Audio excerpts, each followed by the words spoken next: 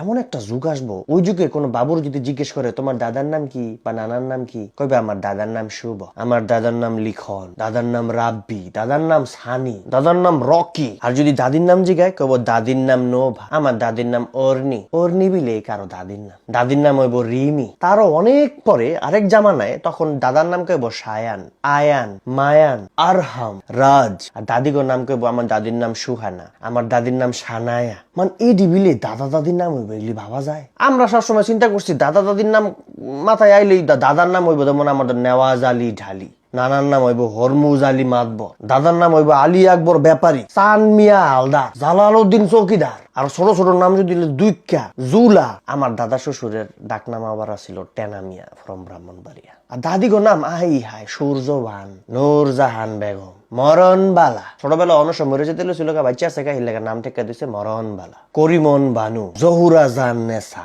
মানে এরকম নাম হইব দাদিদের নাম। দাদির নাম কে বললো অর্নি। তারপর গ্রামগঞ্জে সবাই তো না আধুনিক নাম।